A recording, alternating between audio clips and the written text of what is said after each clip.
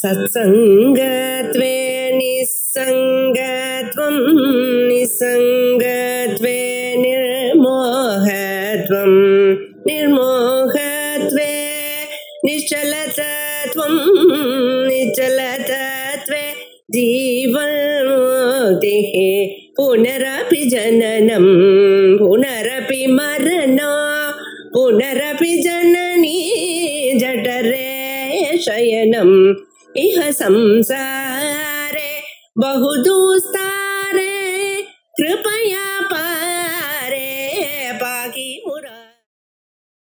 श्री गुरुभ्यो नमः। अद्वैत परिशुद्धि 12வது प्रकरणம் अथ सन्मात्र ग्राहि प्रत्यक्ष निरूपणம் அப்படின்னு இந்த பிரகரணத்துக்கு ஹெட்டிங் கொடுத்திருக்கார். இதுக்கு நம்ம உபோத்காசம் முன்னாடி சொல்லியாச்சு. மேல ஸ்லோகம் வாசிச்சுட்டு போவோம். தன் நிர்விசேஷம் சன்மாத்திரம் பிரத்யக்ஷேண அனுபூயதே घटाद्यं कल्पितं तत्र घटोऽस्तीत्यादि धीपदम् तत् निर्विशेषம் சன்மாத்திரம்.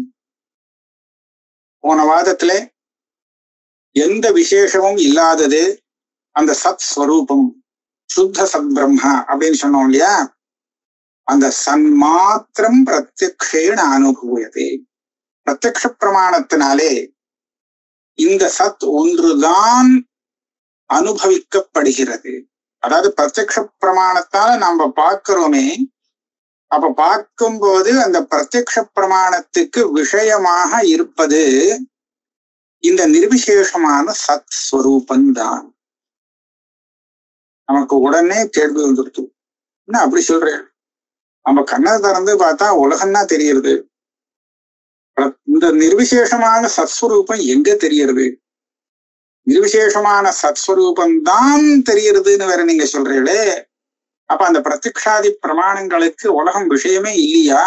இல்லேன்னு நீங்க சொல்றதாக ஆகிறது. ஆனா அப்படி தெரியலையே. நமக்கு பிரபஞ்சம் பூரா கண்ணுக்கு தெரியுது, பிரத்யக்ஷமா தெரியுது. இங்க நிர்விசேஷமான சத்து தான் தெரியல. அதுக்கு மாறுதலா இருக்கேன்னு கேள்வி வந்தோடும். அப்ப அதுக்கு சொல்றார், घटाद्यं कल्पितं तत्र घटोस्ति इत्यादि धीपदम्. அந்த கடங்கள்லாம் தெரியலன்னு நான் சொல்லல, ஆனா அந்த பிரமாணத்தினால அது தெரியல. கண்ணை திறந்தா கடம் தெரிகிறது, ஆனா பிரமாணத்தினால தெரியலன்னு சொல்றீங்களே, இது எப்படின்னு நமக்கு இன்னொரு கேள்வி வரும். அதுக்கு நாம கொஞ்சம் அந்த பிரமஸ்தலத்தை எடுத்து பார்க்கணும். டயர் இருக்கு, இவன் பாக்குறான், இவனுக்கு பாம்பு தெரிகிறது, அதுதான் பிரமை அப்படின்னு நம்ம சொல்றோம் இல்லையா, ரஜு சர்ப்ப பிரமை. இந்த பாம்பு இவன் கண்ணுக்கு தெரிகிறதா? கண்ணால அந்த பாம்பை பாக்குறானா அப்படின்னு நம்ம கேட்கணும். அவனுக்கிட்ட கேட்டா நான் கண்ணாலதான் பாக்குறேன்னு சொல்லுவான். ஆனா இந்த பாம்பை கண்ணால பார்க்க முடியாது. ஏன் கண்ணால பார்க்க முடியாது தெரியுமோ? கண்ணானது எந்த விஷயத்தோடு சம்பந்தப்படுறதோ அந்த விஷயத்தை பத்தின ஞானத்தை, பிரத்யக்ஷ ஞானத்தை உண்டாக்கக்கூடிய இந்திரியம். கண்ணு மாத்திரம் இல்லை, எல்லா இந்திரியத்துக்கும் அப்படியேதான், இதேதான் சுபாவம். அப்படின்னா கண்ணால பார்க்கறதுக்கு முன்னாடி அந்த சர்ப்பத்தோடு இந்த கண்ணுக்கு ஒரு சம்பந்தம் ஏற்படணும். இதுதான் சன்னிகர்ஷம்னு சொல்லுவோம். ஆக சன்னிகர்ஷம் அப்புறம் தெரிஞ்சா அது கண்ணால தெரியறதுன்னு சொல்லலாம். இப்ப வெளியில இந்த இடத்துல ஒரு பலகா இருக்கு, எனக்கு எதிர்த்தாப்புல தெரியறது. எப்படி தெரியறதுன்னா கண்ணால தெரியறதுன்னு சொல்லலாம். எப்படி கண்ணால தெரியறது? நான் கண்ணை திறக்கிறது பார்த்திருக்கேன், என்னுடைய கண்ணானது அந்த பலகால போய் சம்பந்தப்படுறது, அதனால பலகா எனக்கு தெரியுது. நான் கவனிக்கணும், எனக்கு பலகா தெரியறதுக்கு முன்னாடி அங்க பலகாவோடு என்னுடைய கண்ணானது சம்பந்தப்பட்டிருக்கு. என்னுடைய சக்ஷுரேந்திரியம் அந்த பலகாவில இடித்து அதோட சம்பந்தப்படுத்து சயுக்தமாகி அப்புறம் அடுத்த காலத்துல எனக்கு அந்த பலகா ஞானம், பலகா பிரத்யட்சமா தெரிய வைக்கிறது. அப்படின்னா கண்ணால பார்க்கக்கூடிய வஸ்து பார்க்கறதுக்கு முன்னாடியே இருக்கணும் அப்படின்னு ஆச்சு.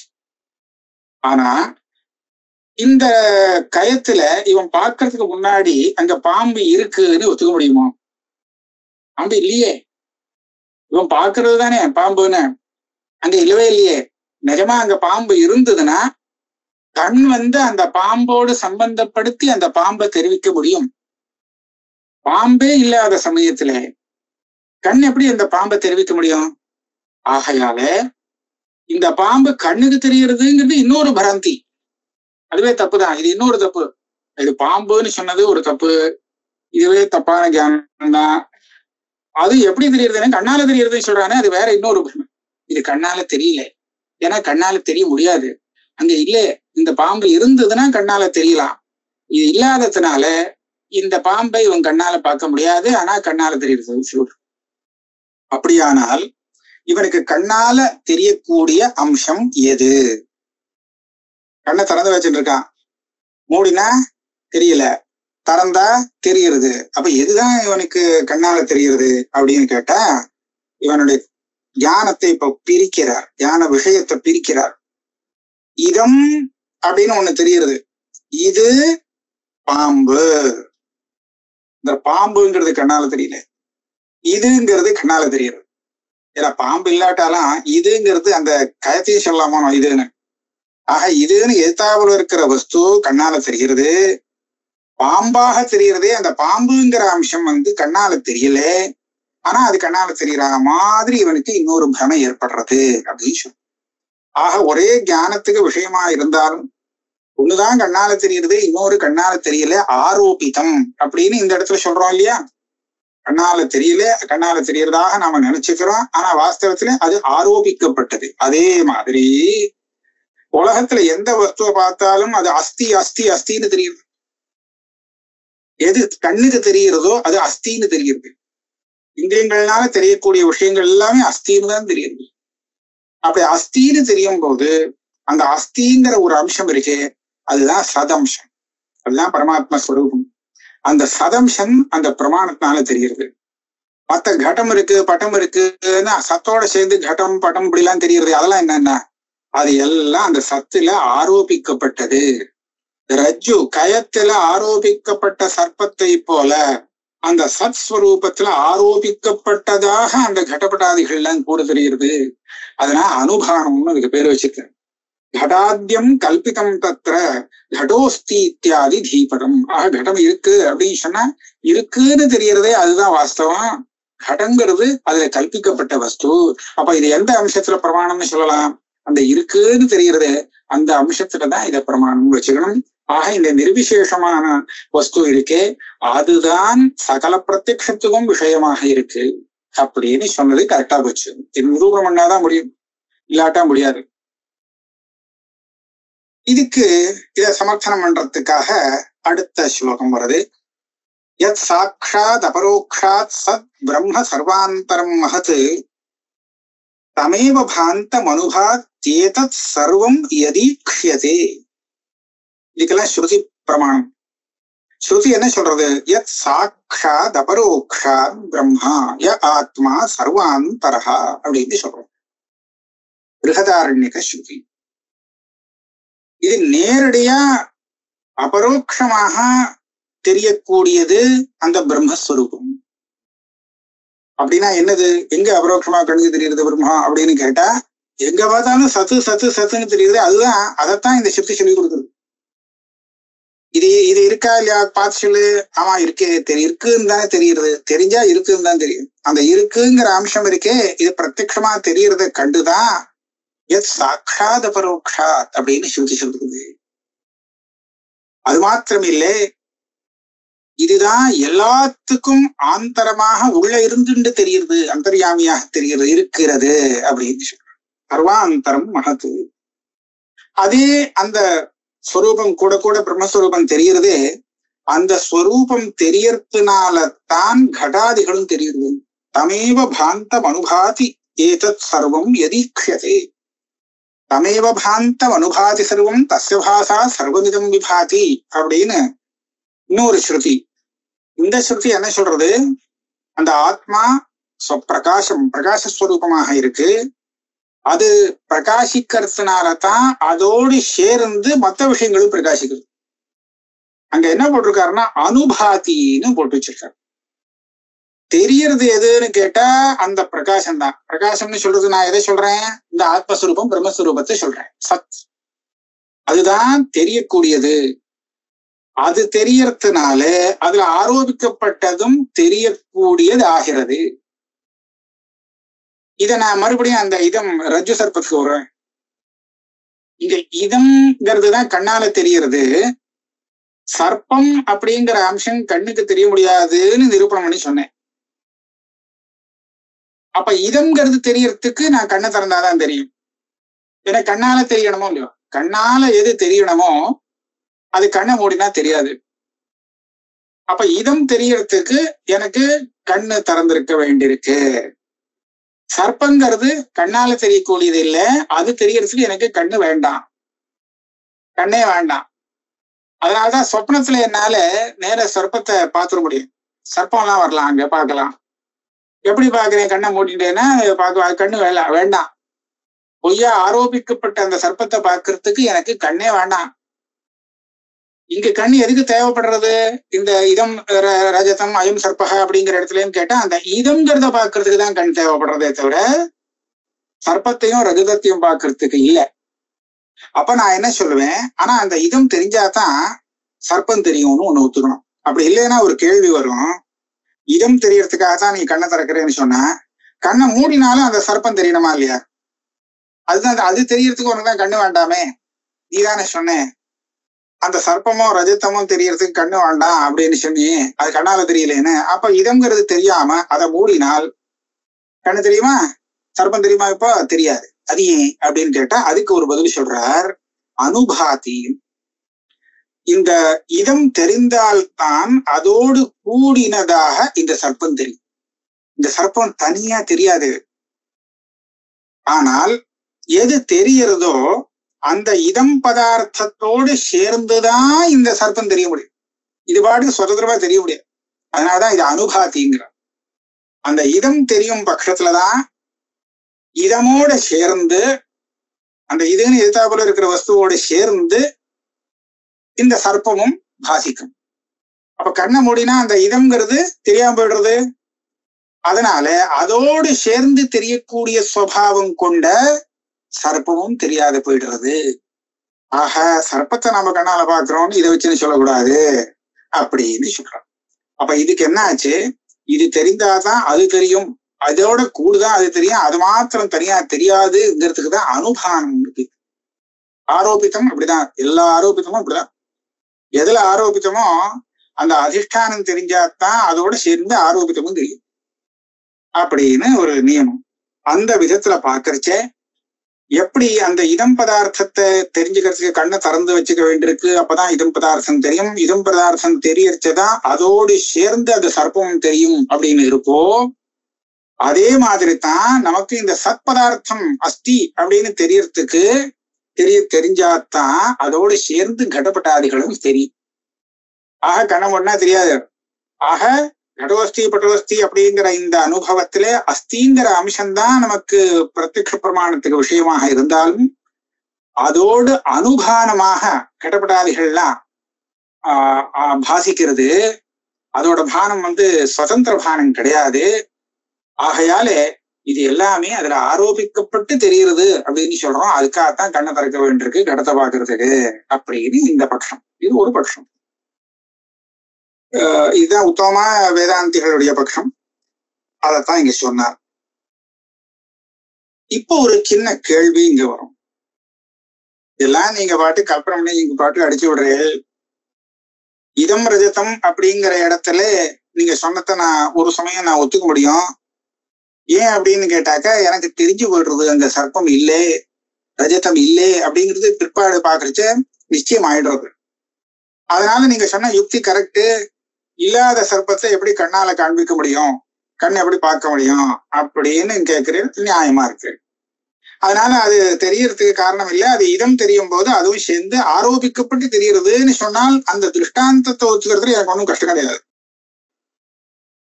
ஆனால் இங்க விவகாரத்துல உலகத்தை பார்க்கச்ச அந்த கடம் சத்து அப்படின்னு தெரியும் போது அந்த சத்து தான் கண்ணால தெரிகிறது, கடங்கிறது ஆரோபிக்கப்பட்டு தெரிகிறதுன்னு சொல்றது எனக்கு அது ஏத்துக்க முடியல. அங்க கொஞ்சம் சிரமம் இருக்கு. என்ன சிரமம் அப்படின்னு கேட்டா, சாதாரணமா இங்க எப்படின்னு கேட்டா, முதல்ல சாமான்யமாக ஒரு விஷயம் தெரியும். ஒரு வஸ்துவை நம்ம பார்க்கும்போது நம்ம எப்படி பார்க்கிறோம்? சாமான்யமா பார்க்கிறோம், அப்புறம் விசேஷமா பார்க்கிறோம், அதுக்கப்புறம் விசேஷமா பார்க்கிறோம் அப்படின்னு. இதுக்கு ஒரு ஸ்லோகம் என்ன சொல்லலாம், மாக காவியத்துல இருக்கு. கிருஷ்ண பகவான் மொட்டை மாடியில உட்கார்ந்து இருக்கார். அப்படியே ஆகாசத்தை பார்க்கிறார். ஆகாசத்துல பார்க்கும்போது ஏதோ ஒரு பளிச்சுன்னு ஒரு பிரகாசம் கீழே இறங்கி வருது அப்படின்னு தெரியுது. பார்த்தா இப்ப எப்படி தெரிஞ்சது? பிரகாசமா ஒரு வஸ்து அது கீழே இறங்குறது, அவ்வளவுதான் தெரிஞ்சது. இன்னும் கிட்ட வந்ததுக்கு அப்புறம் பார்த்தா அது சரீரம் உள்ளதாக இருக்குன்னு தெரியுது. அது சரீரம் ஏதோ ஒண்ணு, ஒரு கை கால் உள்ள ஒரு ஸ்வரூபம், சரீரம் உள்ள ஸ்வரூபம் அப்படின்னு இன்னும் கிட்ட வந்தா தெரிகிறது. முதல்ல வெறும் ஒரு பிரகாசம், அப்புறம் அந்த பிரகாசம் இப்படியாக தெரிகிறது. அப்பவும் அது புருஷனா ஸ்திரீயான்னு தெரியல. இன்னும் கிட்ட வந்ததுக்கு அப்புறம் புருஷன் அப்படிங்கிறதும் தெரியுதுதான். யாரோ புருஷன் அப்படின்னு, யாரோ ஒரு புருஷன் வராரு அப்படின்னு. இன்னும் கிட்ட வந்ததுக்கு அப்புறம் பார்த்தா நாரதர்னு தெரியுது. அப்ப அந்த வஸ்துவை அவர் 4 ஸ்டெப்பா புரிஞ்சுட்டு இருக்கார். ரொம்ப தூரக்க இருக்கும்போது ஒரு பிரகாசம், ஏதோ ஒரு புள்ளியா ஒரு பிரகாசம் இறங்கி வருது அப்படின்னு பார்த்தார். அதுக்கு அடுத்த ஸ்டெப்ல அது சரீரம் உள்ளது, வெறும் பிரகாசம் இல்ல, நல்ல பிரகாசமா தேஜஸ்வியா இருக்கக்கூடிய சரீரம் கொண்ட ஏதோ ஒண்ணு வருது அப்படின்னு. அப்பவும் புருஷனா ஸ்திரீயான்னு தெரியல. அதுக்கப்புறம் கிட்ட வரும்போது புருஷன் தெரியுது. அப்புறம் புருஷன்ல எத்தனையோ பேர் இருக்காளே, அதுல இது நாரதர் அப்படிங்கிறது கடைசியில தெரியுது. இப்ப இதுல நீங்க பார்த்தீங்கன்னா, இந்த நாரதர் அப்படின்னு சொன்னது விசேஷம், புருஷன்னு சொன்னது சாமானியம். ஏன்னா நாரதரும் புருஷன், நாரதரை தவிர நிறைய புருஷால் இருக்கா. அப்ப இந்த புருஷத்துவங்கிறது வியாபகமான தர்மம் இல்லையா? அந்த அத்தனை புருஷர்களுக்குள்ள நாரதர் அப்படிங்கிறது மத்த புருஷாலை காட்டிலும் வேறான ஒரு புருஷர் அப்படின்னு சொல்லணும். நாரதர் எல்லாரும் புருஷால் நிறைய பேர் இருக்கா, ஆனா அதுல நாரதர் ஒருத்தர், இவர் ஒருத்தர் தான், இந்த புருஷன் தான் நாரதர். அப்ப அந்த புருஷத்துவங்கிறது சாமானியம். அதுக்கு முன்னாடி பாக்குறச்சே ஷரீரி அப்படின்னு சொல்லும் போது சரீரம் உள்ளதாக தெரிந்து கொண்டார். அந்த சரீரம் உள்ளதுங்கிறது அது புருஷனுக்கும் பொருந்தும், ஸ்திரீக்கும் பொருந்தும். அப்ப சரீரம் 2 பேருக்குமே இருக்கே. அப்படி இருக்கும்போது புருஷன் அப்படிங்கிறது அது விசேஷம், சரீரம் உள்ளதுன்னு சொன்னது சாமானியம். ஏன்னா அது புருஷன் ஸ்திரீ 2க்கும் பொதுவானது, பொதுவான தர்மத்தை சாமானியம்னு சொல்லுவோம். ஆக புருஷன்னு தெரியும் போது அந்த விசேஷம் என்ன காமிக்கிறது? ஸ்திரீ இல்ல அப்படின்னு காண்பிக்கிறது. அதுக்கு முன்னாடி பாக்குறச்ச பளபளான ஒரு ஜோதிஷு வருதுன்னு தான் சொன்னார். ஆக அந்த ஜோதிஷு என்னன்னே தெரியாது. இந்த மாதிரி பளபளன்னு தேஜஸ்வியா இருக்கக்கூடியது எத்தனையோ வஸ்து இருக்கு. ஆக எத்தனையோ வஸ்துல இருந்து பொதுவா தெரிந்த அத விசேஷமாக சரீரின்னு தெரிந்து கொண்டார். அப்ப இந்த உதாரணங்கள் எல்லாம் பாக்குறச்ச நமக்கு என்ன தெரியுதுன்னு கேட்டா ஒரு வஸ்துவை நம்ம சாமான்யமாக முதல்ல தெரிஞ்சுக்கிறோம், அதுக்கப்புறம் விசேஷமா தெரிஞ்சுக்கிறோம்னு சொல்றோம். இதுதானே சொல்றோம். அப்ப விசேஷம்ங்கிறது எப்ப தெரியுது? சாமானிய தர்மம் தெரிஞ்சதுக்கு அப்புறம் தெரியும். அப்படிதான் நியாயமா இதுதான் பொதுவான விஷயம். அதைத்தான் இந்த ஸ்லோகத்துல என்ன சொல்றாருன்னா, சாமானிய கிரகணா தூர்த்வம் விசேஷ கிரகணம் பவே. முதல்ல சாமான்யமாக கிரகிக்கப்பட்ட விஷயத்தை பிற்பாடு ஊர்துவம்னா பஷாத், அதுக்கு அப்புறமாக விசேஷமாக கிரகிக்கிறோம் அப்படிங்கிறது இந்த உதாரணத்துல நம்ம பழிச்சுன்னு பார்க்கலாம். ஆனா அந்த விசேஷங்கிறது எப்ப ஏற்பட்டது? விசேஷா ஸ்வான்ய பேதாத்மா சாபேக்ஷ கிரகணோ யதா. இந்த விசேஷத்தை கிரகிக்கிறதுல ஒரு சிக்கல் இருக்கு. சாமான்யம்னு தெரிவிக்கிறச்ச நமக்கு சரி பரவாயில்ல தெரிகிறது. ஆனால் இந்த விசேஷம்னு சொல்றச்ச அங்க என்ன சிக்கல் வருதுன்னு சொன்னா, விசேஷங்கிறது என்னது? ஸ்வான்ய பேதாத்மா. இப்ப இந்த விசேஷம்னு புருஷன் அப்படின்னு எடுத்துட்டோம்னா, புருஷன் இல்லாதது எதுவோ அதை காட்டிலும் பின்னமாக இந்த வஸ்துவை அவன் புரிஞ்சுக்கிறான். புருஷனாக இல்லாத வஸ்துவிலேந்து பிரித்து புருஷன்.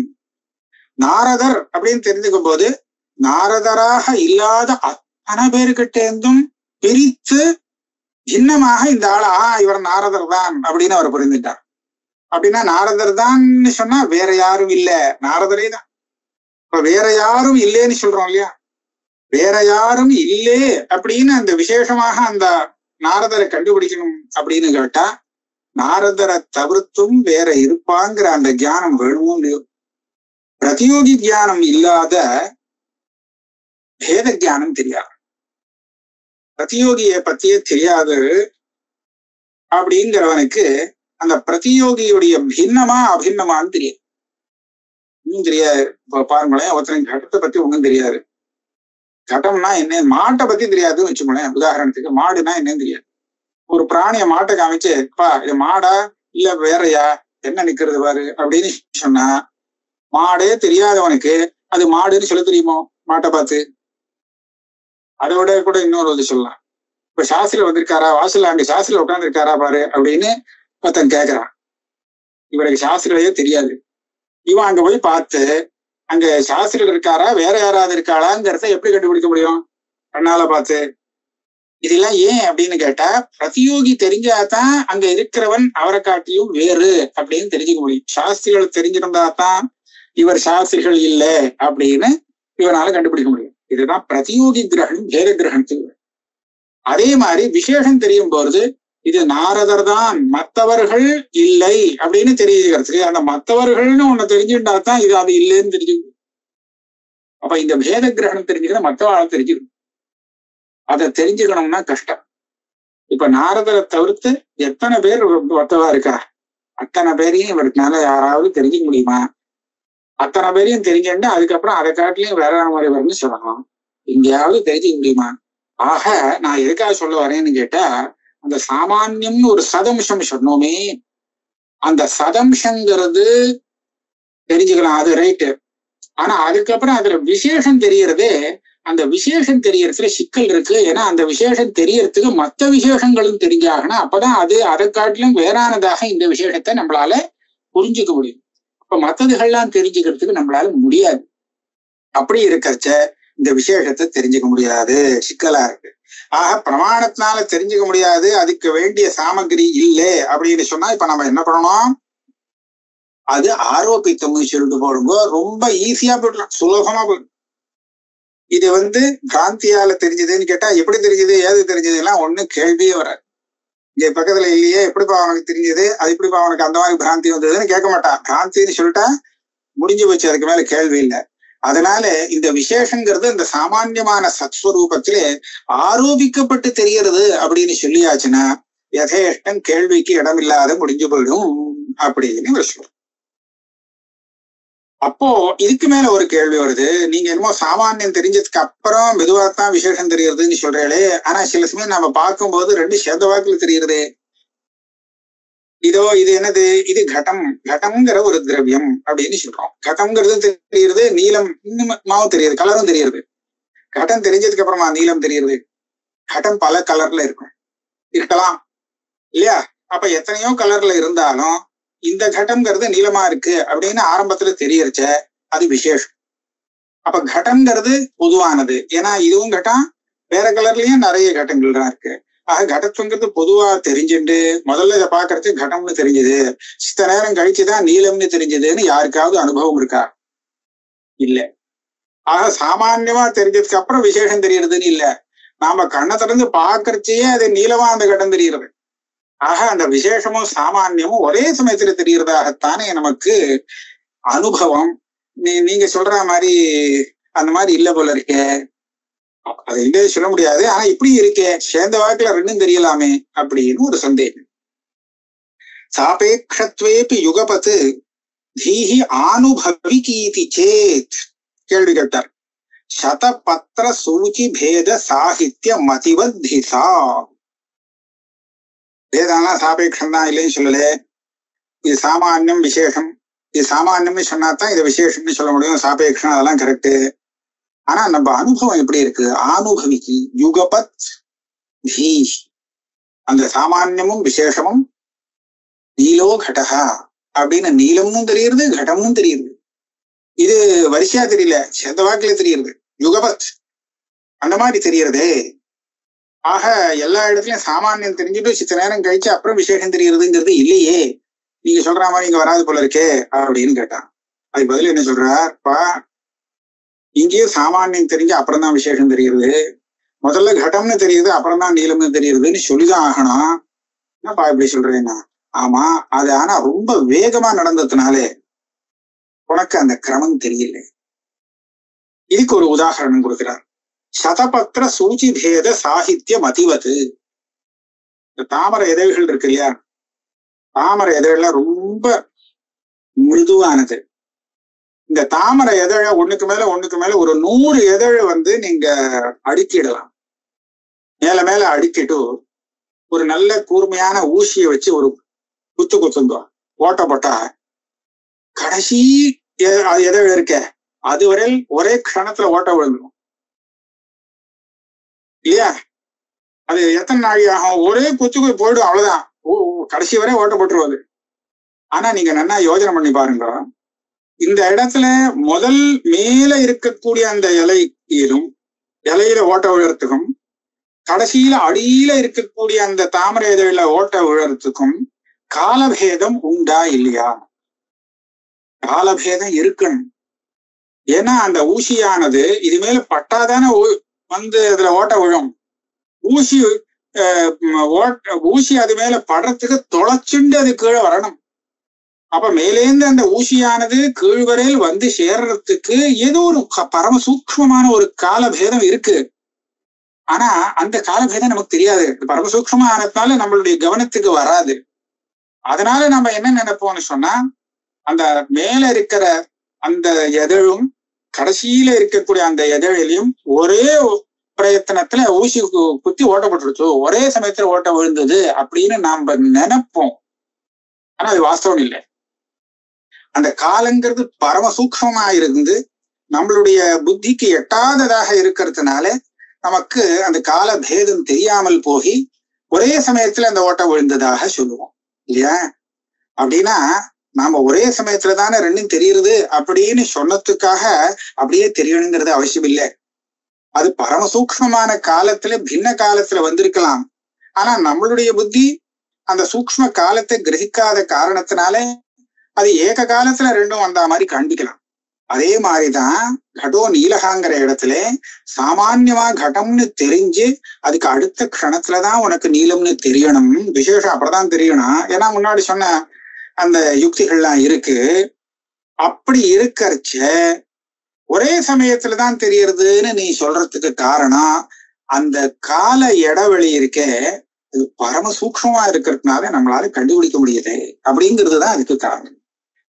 ஆகையாலே சாமானியம் தெரிஞ்சு அப்புறம் தான் விசேஷம் தெரியணும் அப்படிங்கிறத நீங்க ஒத்துண்டாகணும். அப்படி தெரியும் போது சத்து தெரிஞ்சதுக்கு அப்புறம்தான் கடம் தெரியணும் அப்படின்னு நிர்பந்தம் ஆகிறது. ஏன்னா சத்துங்கிறது சாமானியம். ஏன்னா கடம் சத்து பட்டசன் எதை பார்த்தாலும் சத்துன்னு தெரியுது, அது சாமானியம் சொல்லணும். அது தெரிஞ்சதுக்கு அப்புறம் கட்டம் பட்டம்லாம் அதுல ஆரோபிக்கப்பட்ட விசேஷமாக சொல்ல வேண்டி இருக்கும். அப்படி சொல்லும் போது அந்த கடப்பட்டாதிகள்லாம் ஆரோபிக்கப்பட்டது அனுபாதின்னு சொல்லணும். அந்த சத்துங்கிறது தானா பாதி, தானா பிரகாசிக்கிறது. அந்த பிரகாசிக்கக்கூடிய சத்தோடு சேர்ந்துண்டு கடப்பட்டாதி விசேஷங்கள் அனுபாதி, அதோட கூட சேர்ந்து பாதிக்கிறது, பிற்பாடு பாதிக்கிறது அப்படிங்கிறதான் சொல்ல வேண்டியதாக இருக்குமே தவிர இது சுதந்திரமா சேர்ந்த வாக்குல கட்ட சன்ன தெரியறதுங்கிறது இல்ல. இதெல்லாம் எப்போ தெரியும்? நம்ம வெறும் கண்ணால பார்த்தவனுக்கு இது தெரியாது. இந்த மாதிரி அதுக்குள்ள நுழைஞ்சு விசாரம் பண்ணி புத்தி புரஸ்தரமாக யுக்தி ஆலோசனம் பண்ணி பார்த்தா இங்க கொஞ்சம் வித்தியாசம் இருக்கு, காலபேதம் இருக்கு. இது முதல்ல தெரியறது, அதுக்கப்புறம் பிற்பாடு இது தெரியறதுங்கிறத கண்டுபிடிக்க முடியும் அப்படின்னு நிரூபணம் பண்ணினார்.